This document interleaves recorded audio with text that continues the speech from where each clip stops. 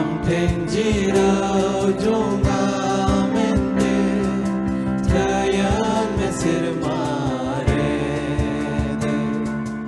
Amren ko sauten tahe Tayan mesir mare de Amren ko sauten tahe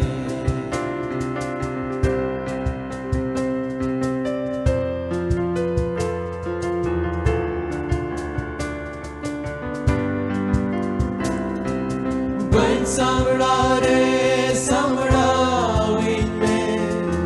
Unu more oarin me When samrare samrawin me Unu more oarin me Tayan mesir mare de Amren ko sauten tahe Tayan mesir mare de Amren ko sauten tahe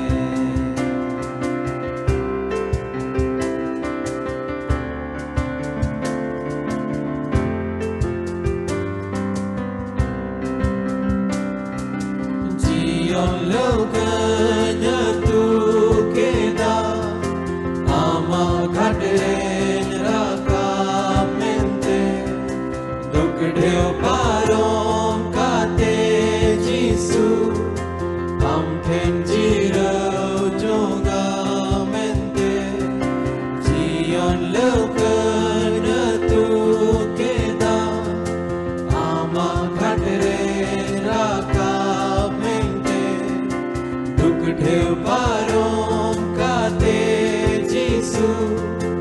amten jiro jonga mente tayan mesir mare de amren ko sauten tahe tayan mesir mare de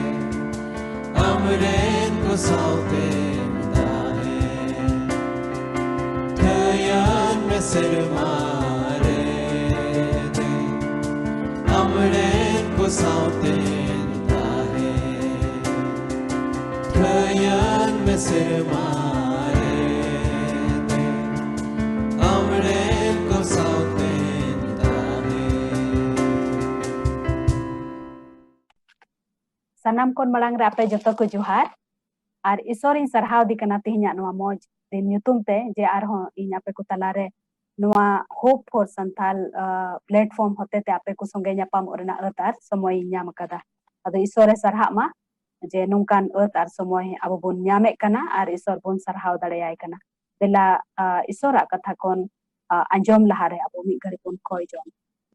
daya ar dular te perek kan prabhu isor ni oktere prabhu gun mana johar le imam kana je army dom ale do tem emaka liya jebon ale isora kotha te tele uskuro ar am jebon gun mana johar le em daleya baba isor ni oktere injima kana am ji hote tem ayurnya artina anjom ko menak ko joto kom borakwa jemon nuwa katha hote te mimit kule uskuro ar am sarhaw le em daleya koy kaden jisum singitum te amen amen isore sarha ma tihinya noa moj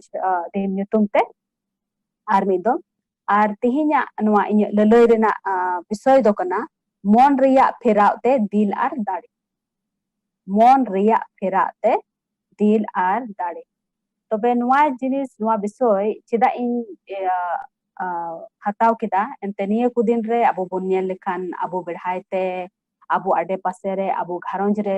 adi aima lekana muskila hote tebun paromok kana anwa oktere adi jarur kan gya je abuwa mon jebon moj tahen tabon aima dom nuka tahena dharti ren hor okalka menak ku unka gi abu hubun hudisa unka gi abu hubun chikaida ar adi aima botorana jinis to mena in una khud te atkar menak tinya inya gharonj re tinre nungkana aleya urak re nungkana muskila ko hejna ar adi te bhabna se muskil le tahekana ar ing hudisek kan thana nungkana muskil okte re chi le chika kiya okoy then gono le nyam kiya ado eken miten gi upay do nyel nyam kita je am tire ama mon ukalkam dohoya unka leka ge am do darim atkara ado onate sana kidinya jemon tihin abu noa hope for santal ren anjom ko se joto ko jemon noa ko hate tebun uskur ucu je noa muskila somoy re akhir uka leka abuak mon huyuk jarur kan tabuna uka lekate mon tahen re abu do dil ar tadi bun nyam kia ado una iya tege telar nito isora kata kon bun anjoma ar una isora kata anjom dekit abu do romi kuak cithi una Miguel bar hating rena bar una kali bun nyela ar unare nungkal ka ol kana romi ko Miguel bar hating rena bar kali ar unare do nungka ol kana ar noa puri ren ku lika alope dhoboa bij ko mon reya nawa aruk te phira pe jemon pe urum dareya isora monejo ona bhagi ar kusiya lek ar purawa gi haleluya isore sarha ma node chi lika ol kana ar noa dharti ren ku lika noa puri ren ku lika do alope dhoboa bij ko mon reya nawa aruk te phira pe node menta mon reya nawa aruk te phira pe tobe noa ki badai sanai dinya am ar in chikate mon rena nawa phira do hui ku ente dharti rebun tahan kana aima lekan nungkana jinis te abo dopun unkana jinis te abuak mone ko do perej ko kana je nawa aruk do muskil ge ika menkan tihin badai chu sanai ding kana je am ar in okoy do prabu abu bun panjai di kan prabu ren hor bun nyumugok kan abu lagit miten nuwa somoy menak tabuna je abu dopun nawa hor kana se abuak mone do nawa gita buna una badai rena jarur kana aima dom pase in jese adi aima din re prabuñ badai kidia ar nito una din khon nit habit te judi nyel len kan pase dharti rena aima lekan jinis ku talate paromo iyate inya mone do ukaleka uka hilo prabuñ badai kidin nawa len tin unka do pase banuk tinya pase tak tak re in do dharti daran re chalak lekate aima lekana muskila re in padau kana ar pase tak tak re mondo bodolok kan tinya muskila rem hijuk kai unka lekan indo muskila talate paramo kai dharti ren ukal ka kuduku unka unka muskila are raga ar aima lekana unka na jinis ko hui dareya tobe nonde to chi emenda jemon abu jemon bun badai dharti ren ukaleka ku ବ୍ୟବহাret kan ukaleka ku muskila are ukaleka ku chikaet kan unku lika do bang bijkom abuwa mon nawa aruk te jemon abu bun phira unai menda do ukaleka bun phirawa una do chikat bun badai kia tobe jodi bun nyel lekhan mon nuwa nawa aruk rena jarur do chida mena se nui uni Paulus prerit nui do unku mandir ren ku romi ku mandir ren ku chithi olaku kana je dharti ren leka ku do bang bijkum apeya mon do nawa aruk tapema unai meta ku kana ado mon nawa aruk akhir chida meta ku kana nuku pun nyel lekha nuku do ku mandir ren hor kana ko do girje ku chalak kana jaw ku koi jong da ar jaw gi joto moj moj jinis ku chikaet kana prabu lagi menkan enhoy meta ku kana mon nawa aruk tapema ado unka leka abuak mon tihin chida nawa aruk jarur kana ente in tinre muskila areng padawna tobe unren badai kita sarigi mon nawa abuak nawa jarur chida mena ente chida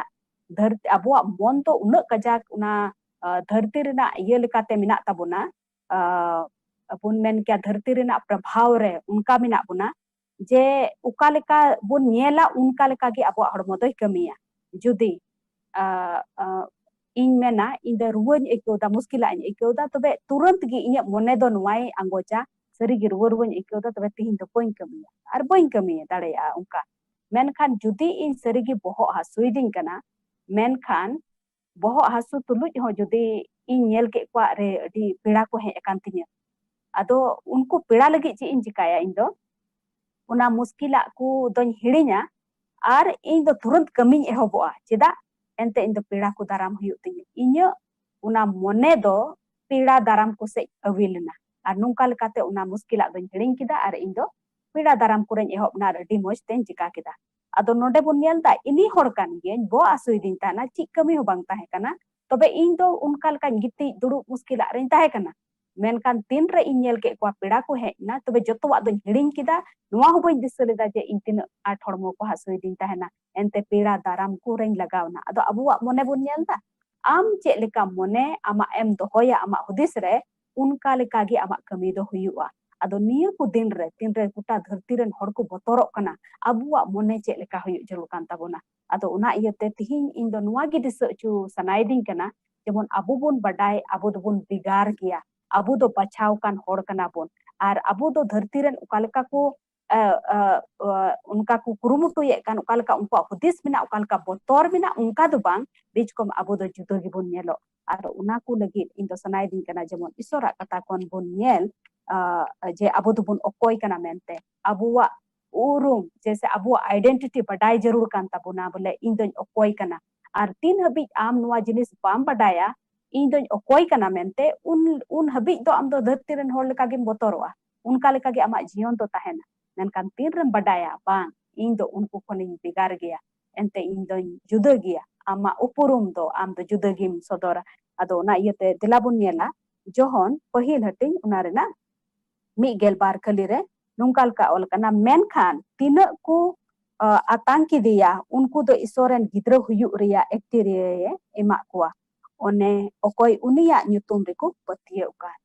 Tobe abu dubun okoi kana badai jarur kan tabuna abu do isoren hopon kana bun tire uni bun atangi di kana abu do una hok bun nyame kana je am ar indo isoren gidra kana bun lang se isoren gidra kana bun. Ado no onwa jinis tire bun badaya je isor baba do okoi kana ar uniren gidra ku do chi hok mina takwa joto kon raskar na kata kana nuwa badai jarur kan tabuna isor baba do ot asir maren sisir jawi baba kana okoya tire do joto wa mina unia tirgi joto jinis to mina ar unate abu do uniren hopon kana bun wa disa hiu tabuna abuwa jemon upurum abu identity jemon nuwa bun badai ma indo sadharan hor do bang indo botoran ar kamjor hor do bang indo kayan ar nacar dosaren hor do bang keneng bijkom indo isoring atang kidite mendai menkan tina ku atang kidia uni jisu masih ku atang kidia unku do isoren gidra huyu rena hok punya met kana. Haleluya. Ado tina moj am ar indo isoren gidra kana lang nuwa somoy re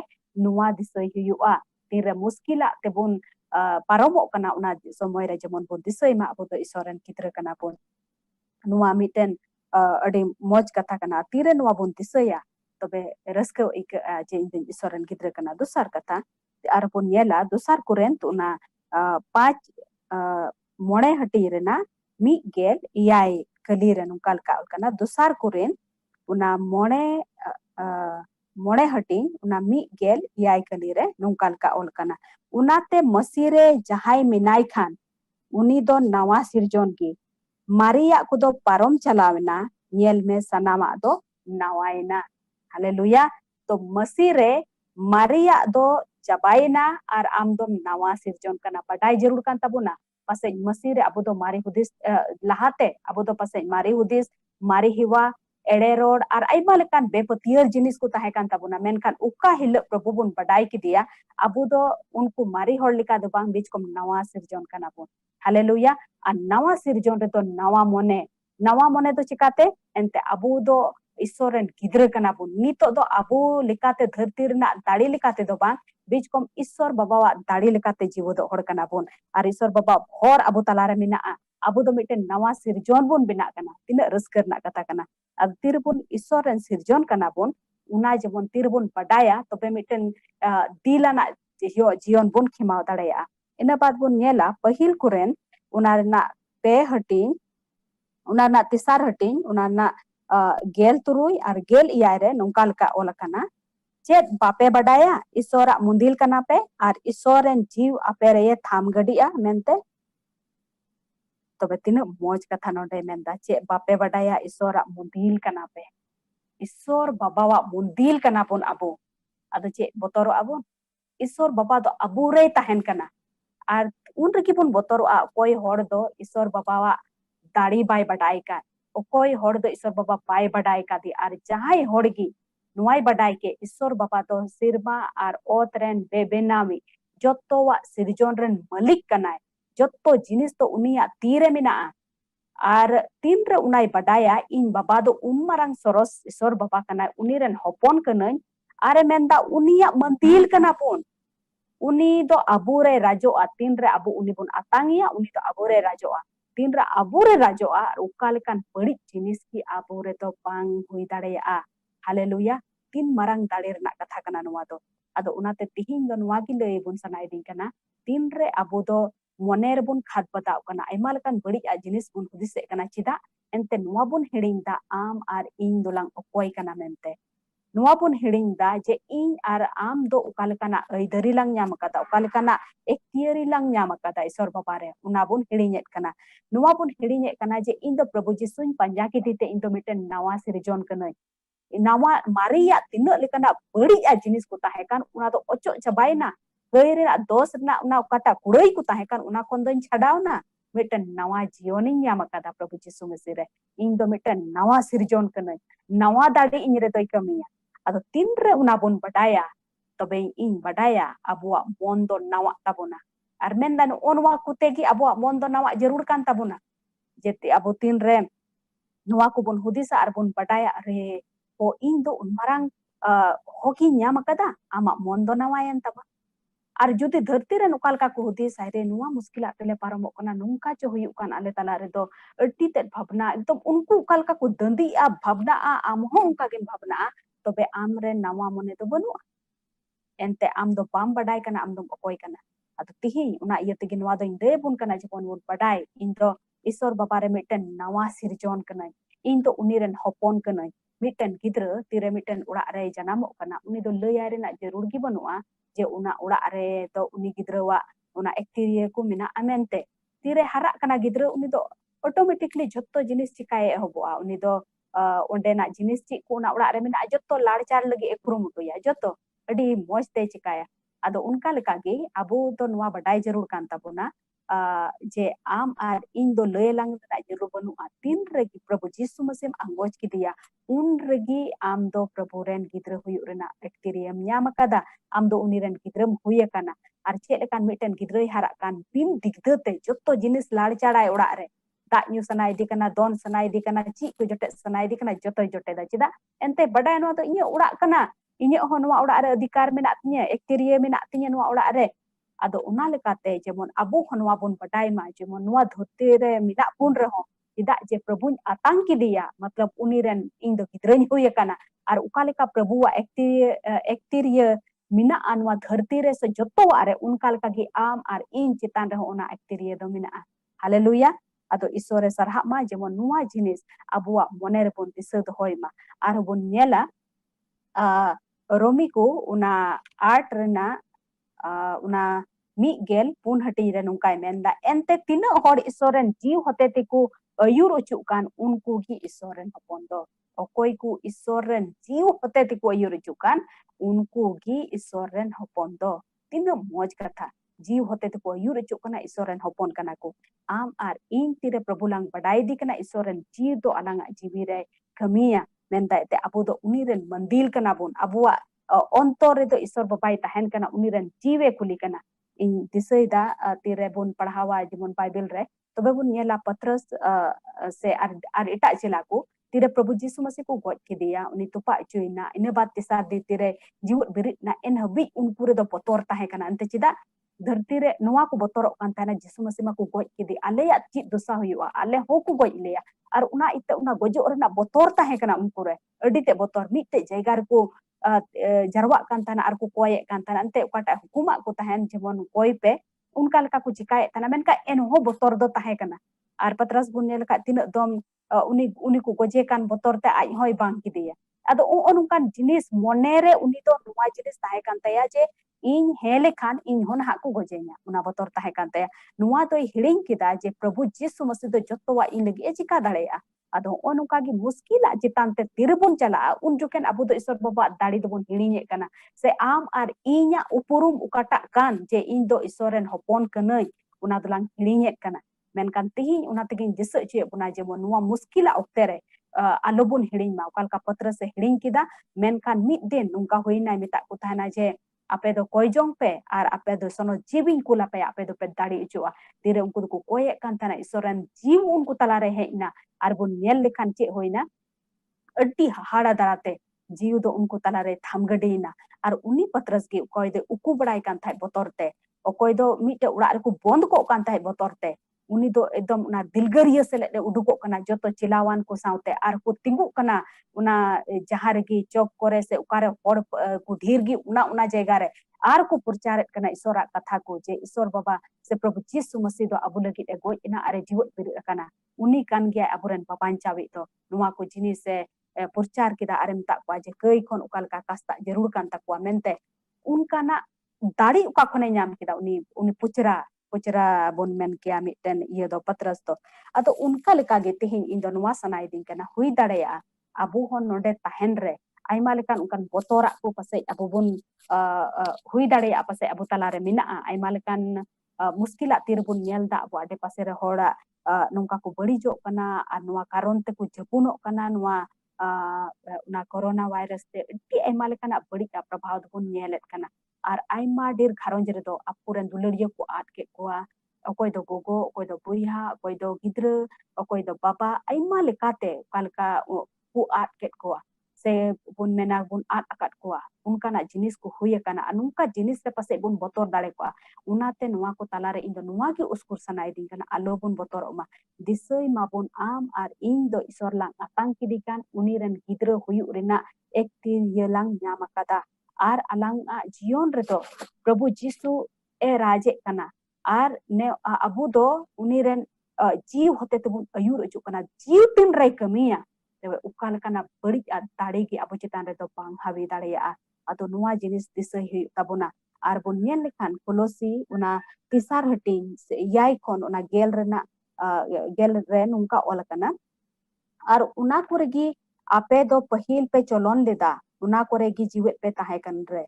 menkan nitok do ape ho nuwa ku joto ocok gedi ka pe idri rangau dustami henosta a lilajio road ape ya mucha khon nuwa ku do ocok gedi ka jarur kana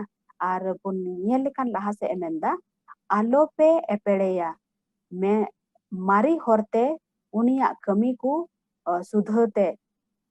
gidi kate ar nawa hor pe huya kana nuwa badai hiu tabuna ar ina badla se bunyal ka one uni do badai urum lagi nawa aru kan aj sirjau kidiria muthan likate ado okoita prabhu ribun cholone kan prabhu ribun huyu kan uni do badai jarur kan taya je am dom nawa sirjon kana ado tin ren wapun badaya je inggan nawa sirjon kana kata Maria hewa ku tahekan inyre idri rangau dustami henosta lilajia aimal kana beri jenis ku nuwa ku do abuak jion konto ojo capak kana nuwa jenis disay jarur kan tabuna tin ren ungkabun disaya tobe anak kimiten tila nak jion pun hatawa nuwa te edite de pustu te esora kathare nuwai menda judi bun nyel ka kehtut ku puthi una pun hating una bargel pe are ama mondo kajakta ente una khon gi jion reya jharna do udukok kana ado disay hiu tabuna mon tin re ama moj tahena mon re tin re am do bhagi jinisem dohoya mon re tin re am dom padaya je in do isor babaren hopon kanai se uniren hopon ira kanai tobe am do edite dilana jionem kemawa ukata botor dhatiren ku botorok kan una do amre ar do bang huyua ado tihin abu joto ku do ken nuwa gin jiha bun kana jemon bun disoi ma sadharan hor do bang kana bun una dari abure hataw jarur kan tabuna jiw rena dari ukado patras ayur kide ar uni patras pujra patras ki ukal kan tadi ante sura kathai lei ke jemon tihi nuwa dharti re aima lekan badi jinis to mina ase muskila hote tebun paramo kana allobun botorok ma badai mapun uni jiwet isor baba inyre minaya uni ren jiwren dali inyre mina tobe una do in citan re ar do uni do bailete dalewanya haleluya ado nuwa patio tin re abu moner bun dohoya unka lekagi abu dobun ବ୍ୟବhara ar judi abuwa ବ୍ୟବhar re una jinis judi abuwa monere dharti rena jinis ki botor mena aje corona nyam len khai do khub manda nyam len khai do indo ruwa ku nyamenya ar ruwa ku nyamen len khai do inya do sahet ku komok tinya ado sari ki unka jinis huyu one lahadom hopor santal rebon anjom ket chet leka miten hor do saje nyam ket ar uni do onde do bing get ku gojok kan tahen menkhan Binger do bang judi ete monere noa ku monere hudis tik kat tana jena in the bing ku ger cuinya ar in gojoa menkan uni hor to bing to baku ger cul dia met ku bond ki dia reken ku sui ki dia ar seri ki ukalka monere tahe kan tai unka leka gi uni do thoda ghadik tigi hariyer na sebon mena nil nai one bis rakap adia gota hormore ar uni doi goj na cida monere una jinis tahe kan taya ar bing to baku ger cul dia cida monere na hudis lekate uni do gota hormore unkana huina unate tihi am ar in adi jarur kana dharti ren ukalka ku hudis kan unka jemon alanga hudis to alo tahen ma unku ukalka ku ବ୍ୟବହାର kan unka jemon alanga ବ୍ୟବହାର do alo tahen ma unku ukalka ku botorok kan unka jemon alo bot lang botorok ma ar bakan do ukalka unkuak dosa huyuk kan botor te tak tak redo una seria bang kate ho ente digdete am do bajar tem chalawna digdete nasi manda mandam aikeu kida aram aikeu kida pase nuwa ko ar boy boy te am chitan do una do de chalakan una ho hui dareya ar boy menda bole nuwa gi seria menkan tak tak re bole abuak mone safa tinu jarur kana mone re ukalka tahena unka gi abuak hormore kami do huyuka una tet una art abuak mone do matab important jinis kana una damana jinis kana abuak mone do abuak hormo bancao lagi do ado tin re mone ठीक tahena mone re am do isor baba dadi atkara mone re am do isor baba wa bhor kum bujhewa ar mena in do isor baba wa bhor mina a dadi mina uni ren gidra kana unia mundil kana tobe am re do ar ukalkan badi jinis ki bang habia ado una iyote tihin eken nuwa gi kati kata hote ten uskure bun kana disai mabun am dom okoi kana abuak una identity अड्डीते पढ़ाई जरूर करना धरती run होड़े लेका उनको कमजोर भावना चिंता उनका तो बांग बीच कोन आम तो ईश्वरन होपन करना आम तो ईश्वरन मुंदिल करना ईश्वर बाबारन जीव आमरे कमियत करना उन दाड़ियाना होड़ करना और उना इयते नुवा को चितान रे अबो दो जीतना जीवन बन ᱧᱟᱢ kada चेलेका उनी दो गुजुत ते जीवत बिरिदत ते जोतवा गुजुत चितान रे दाड़ी ᱧᱟᱢ का उना दाड़ी दो आयरन मंदिर रन को एम का को अबो जोतो को उना दाड़ी एम का बुना hallelujah adobun disai manwa dariana jion jemon ko bun kemau mani oktare alobun botorok ma bijkom ar ho ita ko ho jemon bun usku dalai ko enta pahil thesa loniku re nungkai rolda pahil thesa loniki ko una rena mole hati rena mi gel pun re nungkai rolda ar le sikhau पढ़ावे को ar le sikhau पढ़ावे pe kana e buiha ko an uthku chehau gupe halso jiwiyan ku buj भरसा wakupe nijor jiwiyan ku buj ar भरसा wakupe nijor ku nyel samha kupe joto kuse sobori pe ado tinuk moje menta am ar in jute tihin isor babalang badai ka dia jemon alang moto bancak lagi do bang ita hor ho lagi ho jemon lang huyuk ma uni unkai menta ar le sikhau पढ़ावे pe kana e buiha ku an huthau ku unku chihau ku pe halso jiwiyan ku buj भरसा ku pe nijor ku samha ku pe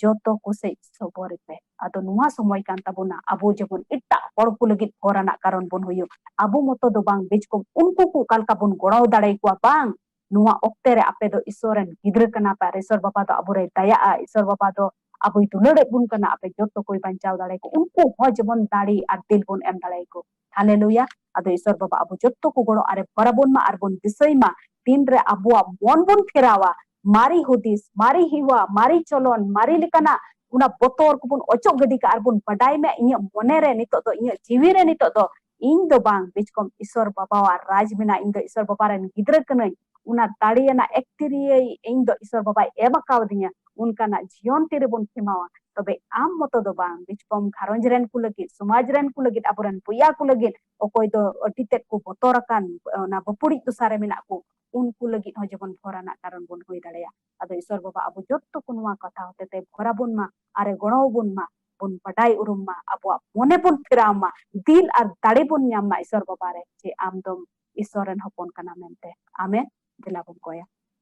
sanam dali Ishwar Baba adi ating sarha mekana ni oktere prabhu amdo miten Ishwar katam padai chu ka leya nuwa dharti re nitok nuwa botora somoy re ale ku adi at padai jarur kan taleya je ale dole okoi kana mente धरती run हड़ को लेका उनका उनका मारी हुदीस से बोतोराना जीवन दो बांग बीच को मिटन सोहोसा जीवन एम का लिया और मिटन सोहोसा जीवन उकारे दो आम आले तुलिक मेना में प्रभु तिहिnyam उसको रुचु का लिया जे आले दो आम रन गिद्र को कनाले आले या जीवन दो आमा मुंदिल kan tama प्रभु ईश्वर आले या अंतरे दो आम रन जीवे राजे कना अतीन रे आम रन जीवे राजा ukal kan balik dari gi ale चितान रे तो बांग हुई दारे प्रभु ईश्वर उना इयतले कोई दा ale गोड़वाले में कोराले में जी होते ते आम गी दाड़ी चुले में आर तिना को जुदी उनका ना दुसारे मिना को कोई तो नुआ कारण ते को जपुना kan Jisshu Masih nyutum tem jotet po una tarik jemon ko atkar ma je am do unku ko jion re merajida nuar wuku kon wa karon ku kon am do unkum sahar ko talia Prabhu mimit ku songem tahena tukuk kan kharon jere sulukem emalia Prabhu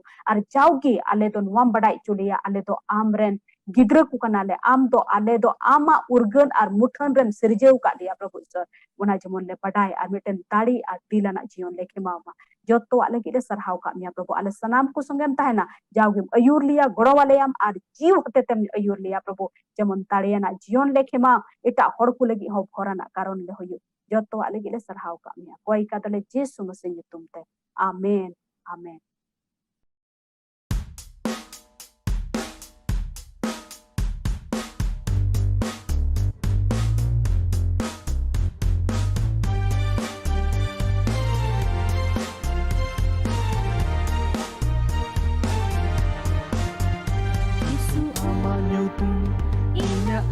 Tanggarkan amin sarhau sirinya Yesu aman yutu inya au tanggarkan amin sarhau sirinya amin orhe me amin sarhau sirinya amin orhe me amin sarhau sirinya Yesu aman yutu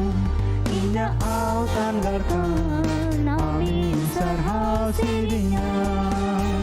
Yesu aman tu inya au tanggarkan amin sarhau sirinya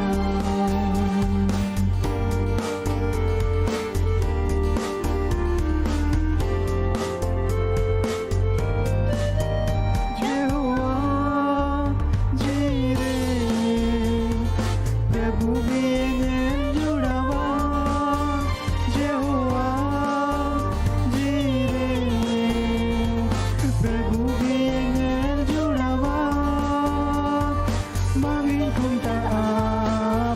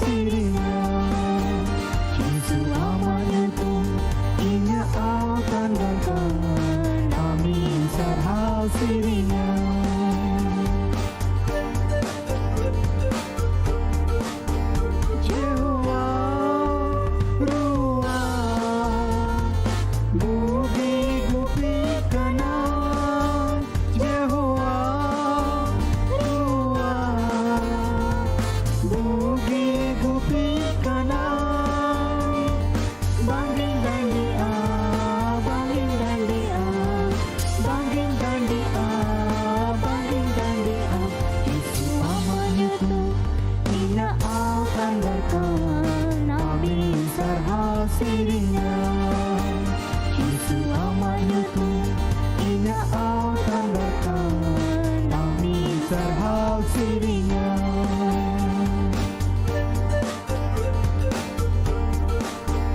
Yehovah sama jauh di sorga tahena. Yehovah sama jauh di sorga tahena.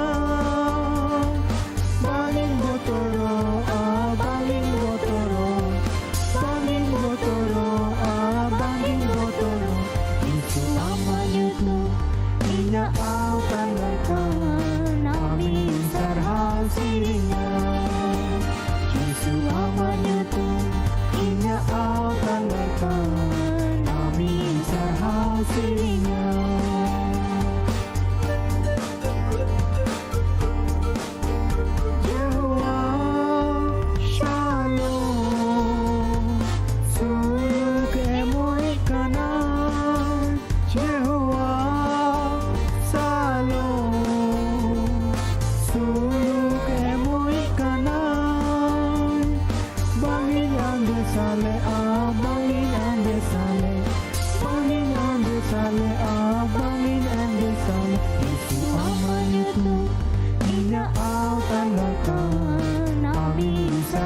Sirinya Yesus